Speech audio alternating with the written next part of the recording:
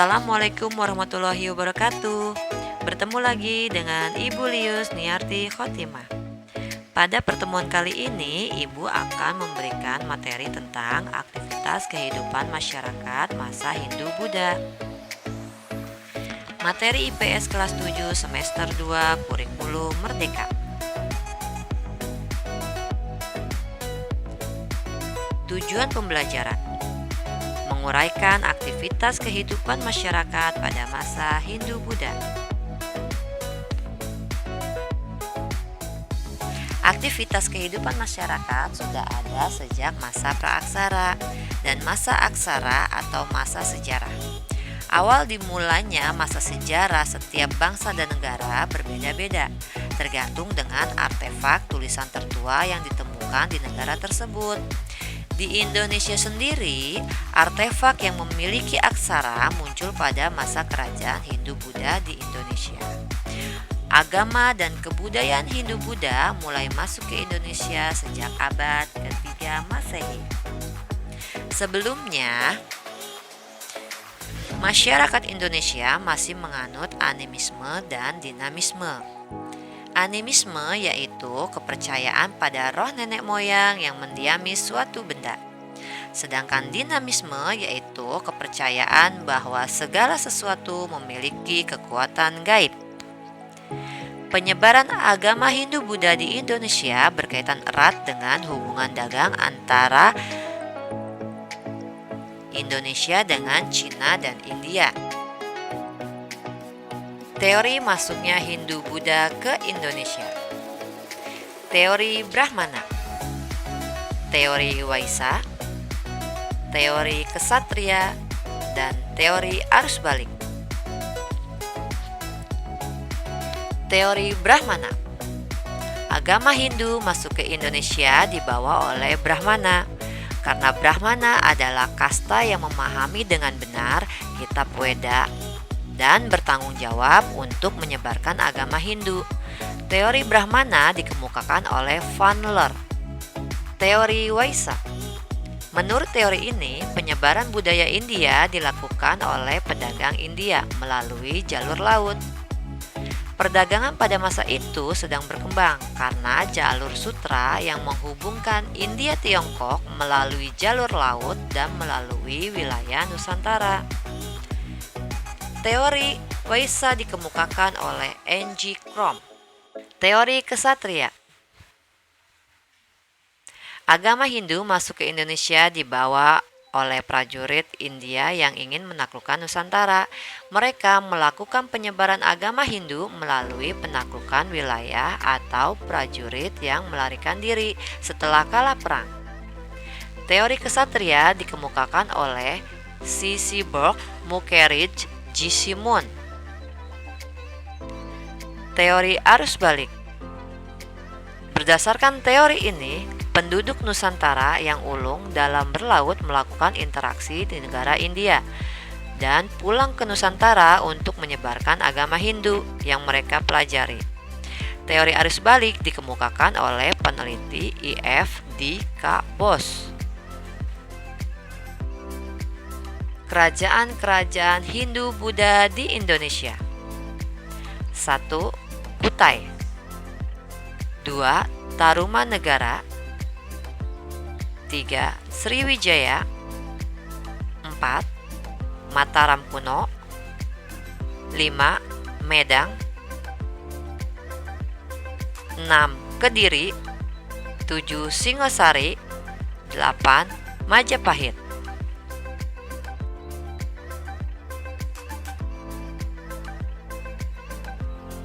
Berikut ini kerajaan-kerajaan Hindu-Buddha di Indonesia. Kerajaan Kutai berdiri sekitar abad ke-4 atau ke-5 Masehi. Merupakan kerajaan Hindu pertama di Indonesia. Terletak di Muara Kaman Hulu Sungai Mahakam, Kalimantan Timur. Raja Kutai pertama adalah Gundungga, kemudian diteruskan oleh Asmawarman dan Punawarman. Peninggalan yang berharga kerajaan Kutai adalah Yupa, yakni tugu batu yang berfungsi sebagai tugu peringatan. Ada 7 yupa yang menjadi sumber utama bagi para ahli untuk mengetahui sejarah kerajaan Kutai. Satu di antara yupa di kerajaan Kutai berisi keterangan bahwa Raja Mulawarman telah memberikan sedekah sebanyak 20.000 ekor sapi kepada para Brahmana.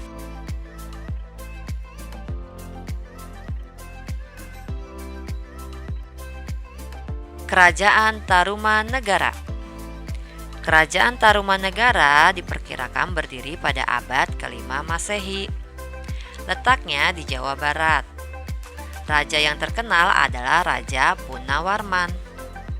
Peninggalan kerajaan ini berupa 7 prasasti, yaitu Prasasti Ciareten, Prasasti Tugu, Prasasti Kebon Kopi, Prasasti Muara Ciaten, Prasasti Pasir Awi, Prasasti Jambu, dan Prasasti Cidang Hiang.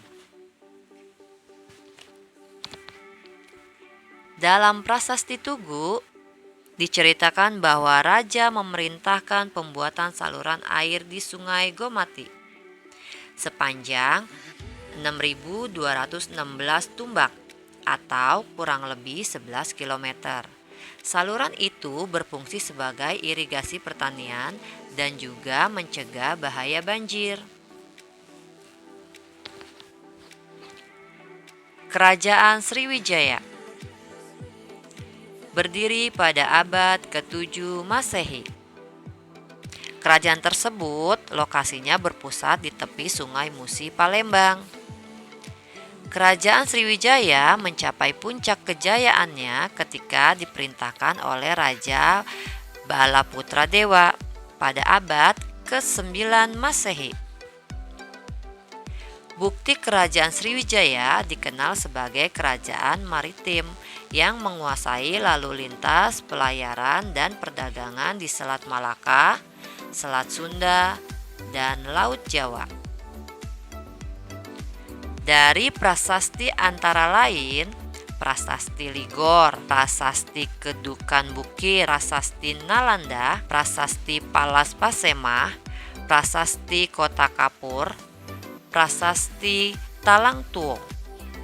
Selain itu, dari catatan musafir Cina yang bernama Aising atau Yijing yang datang ke Sriwijaya pada tahun 671 Masehi, kerajaan Sriwijaya memiliki peranan penting sebagai pusat perdagangan dan pusat agama Buddha di Asia Tenggara. Kerajaan Mataram kuno. Kerajaan ini berdiri pada abad ke-8 Masehi. Lokasinya berada di Jawa Tengah. Kerajaan Mataram kuno memiliki peninggalan-peninggalan berupa candi-candi yang monumental, seperti Candi Borobudur dan Candi Prambanan. Keberadaan Mataram kuno diperoleh dari prasasti peninggalannya, seperti Prasasti Canggal, Prasasti Kalasan, Prasasti Mantiasih, dan Prasasti Klurak.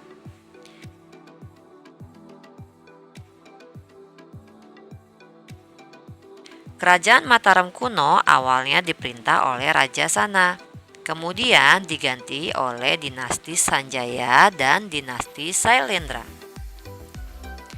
Raja Sanjaya digantikan oleh Rakai Panangkaran. Setelah itu pecah menjadi dua, yaitu Kerajaan Mataram Hindu, wilayahnya di Jawa Tengah bagian utara, dan diperintah oleh raja-raja dari dinasti Sanjaya, serta Kerajaan Mataram Buddha yang wilayahnya di Jawa Tengah bagian selatan, dipimpin oleh raja-raja dari dinasti Sailendra. Namun, perpecahan tersebut tidak berlangsung lama. Kerajaan tersebut berhasil disatukan kembali oleh Rakai Pikatan setelah ia menikah dengan Pramodawardhani, putri dari keluarga Sailendra. Sepeninggal Rakai Pikatan, kerajaan Mataram kuno dipimpin oleh Dia Balitung, dan pada masa tersebut Mataram kuno mencapai kejayaannya.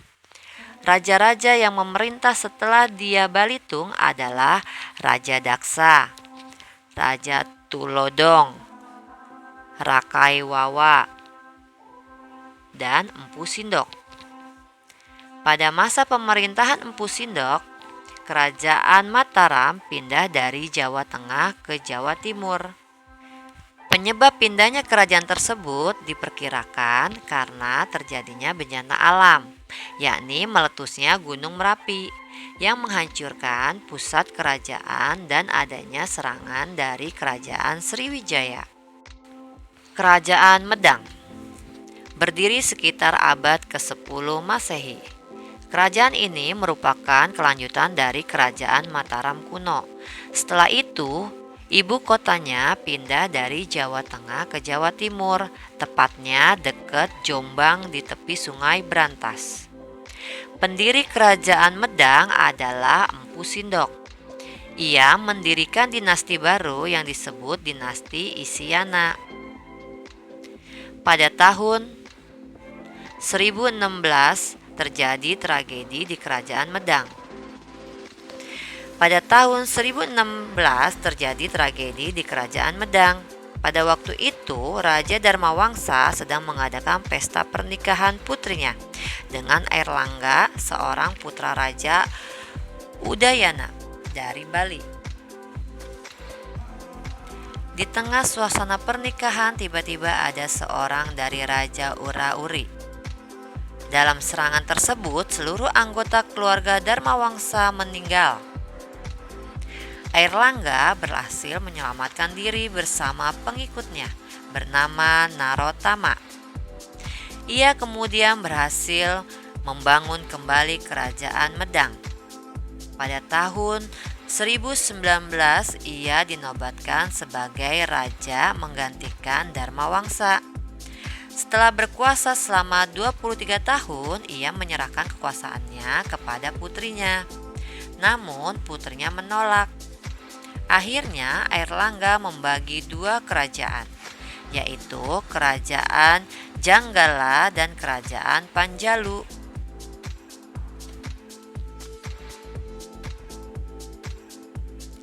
Kerajaan Kediri. Kerajaan ini berdiri pada abad ke-11 Masehi. Lokasinya terletak di sekitar Sungai Brantas, Kediri, Jawa Timur. Kerajaan Kediri merupakan hasil penyatuan antara Kerajaan Janggala dan Kerajaan Panjalu. Penyatuan tersebut terjadi pada tahun 1049. Raja-raja yang pernah memerintah di kerajaan tersebut adalah Raja Jayawarsa, Raja Jayabaya, Raja Sarwewara, Raja Gandhara, Raja Kameswara, dan Raja Kertajaya. Kerajaan Kediri mencapai puncak kejayaannya pada masa Raja Jayabaya. Beliau berhasil melaksanakan pemerintahan dan pengembangan kerajaan dalam bidang ekonomi dan kebudayaan dengan baik. Kekuasaan Kertajaya diambil alih oleh Ken Arok dengan bantuan kaum Brahmana. Sejak saat itu, Kerajaan Kediri berakhir dan digantikan oleh Kerajaan Singosari.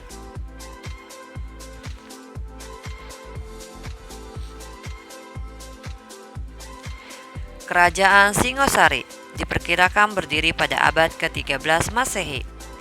Lokasi Singosari berada di Malang, Jawa Timur. Bukti sejarah Singosari adalah kitab Pararaton.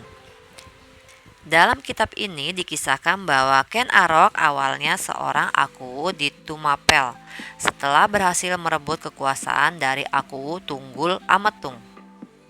Sejumlah kaum Brahmana datang ke Tumapel meminta perlindungan kepada Ken Arok.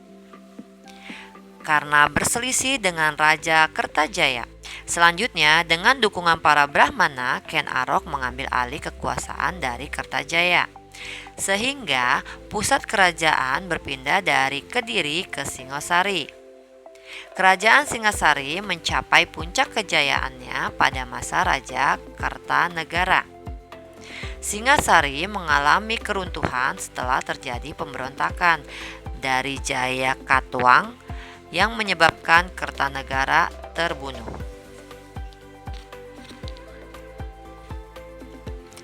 Kerajaan Majapahit. Kerajaan ini berdiri sekitar abad ke-13 Masehi.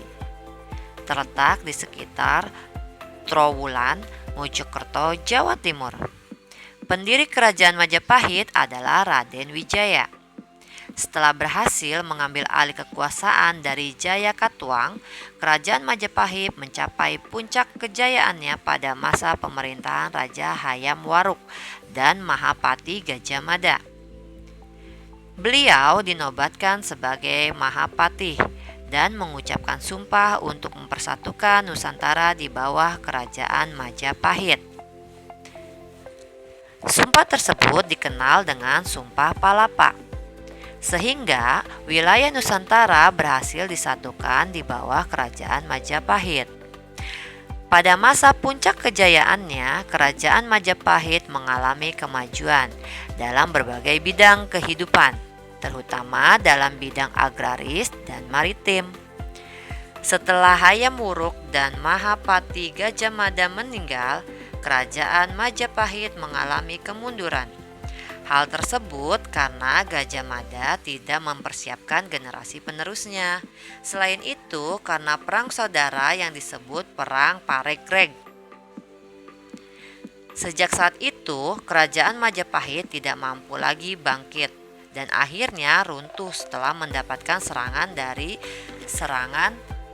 Demak di bawah pimpinan Adipati Unus. Pengaruh Hindu-Buddha di Indonesia. 1. Bidang pemerintahan. Kedudukan kepala suku digantikan oleh raja seperti halnya di India. Kedudukan raja diturunkan secara turun-temurun. Raja dianggap sebagai keturunan dewa dan dianggap sebagai puncak dari segala hal dalam negara. 2. Bidang sosial. Munculnya pembedaan yang tegas antara kelompok masyarakat yang disebut dengan sistem kasta. 3. Bidang agama. Hubungan antara Indonesia dan pusat Hindu-Buddha di Asia berasal dari hubungan dagang antara Indonesia, India, dan Cina, kemudian menjadi pusat-pusat agama Hindu-Buddha di Indonesia. 4. Bidang kebudayaan. Masuknya unsur kebudayaan dan agama Hindu-Buddha menjadi proses alkulturasi atau perpaduan seperti dalam seni bangunan, seni rupa, dan seni ukur, serta sastra dan aksara.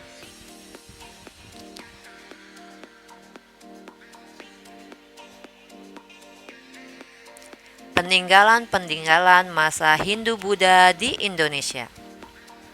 1. Candi dan stupa. 2. Gapura. 3. Petirtaan. 4. Patung atau arca. 5. Relief. 6. Prasasti. 7. Kitab. Ya, itulah materi yang Ibu berikan pada pertemuan kali ini. Terima kasih. Assalamualaikum warahmatullahi wabarakatuh.